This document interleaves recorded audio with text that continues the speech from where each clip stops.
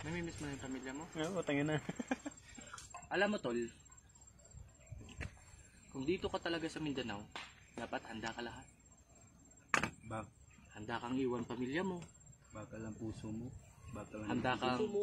malayo sa girlfriend mo. Dapat ilunggo ka. Ikalon. Dapat sir, matik na yan sir, nilunggo ka. Alam mo kasi dito, wala tayong kasangga tol. Tayo lang na magkakasama yung magkakasangga dito.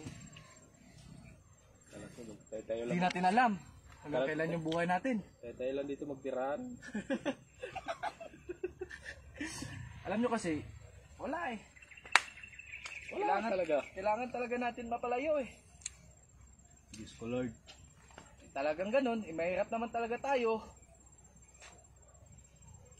Kaya nga, kapag dito ka na ma-assign, expect ka na baka wala ka nang balikan sa pag-uwi mo. Kasi baka yung girlfriend mo,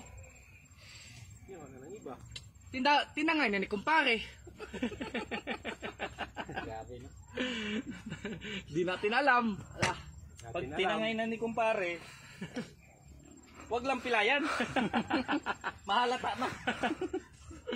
Pag napilayan, alam na.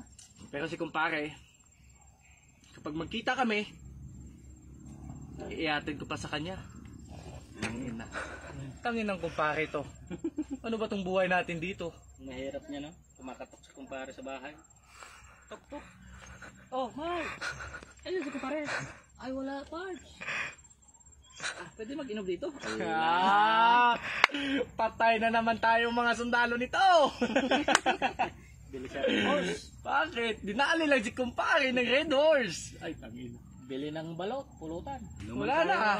Inuman tayo, Mare. May picture pa naman doon na naka-uniform. Puto, sabihin mo, pare. Pabasag ang balon. Pero sir, may teknik ako sir para malaman sir kung paano. Ano man? Siyempre, mag-iwan ka ng aso mo doon sir. Kasi kapag iniwan mo yung aso mo doon sir, tapos sa pag-uwi mo, kung sino pa yung unang hinanap ng aso, Yun na yun. yun na yun. Kasi yun yung palagi doon. Hangina. Allah. Ikaw Lo, Pwede pala yun? pwede yun. Pwede yun. Ikaw Lo, may naiwan ka ba doon sa inyo? Meron. Sino ba yung naiwan mo doon sa inyo? Naiwan sa? Sa inyo? Sa bahay? Oo, may naiwan ka bang girlfriend doon? Wala sa amin. Saan? Bahay nila. Ah, sa bahay nila? Hindi sa bahay nyo? So, handa bang mag-sacrifice yung girlfriend mo? Hala. Yun sana yung gusto kong marinig sa lahat ng mga babae dyan. Mm. Shout out pala sa mga babae dyan na marunong magantay ba? Yung tipong kaya kami gantayin kahit ilang taon pa kami bumalik. Video pala yan. Video pa rin. Video pala.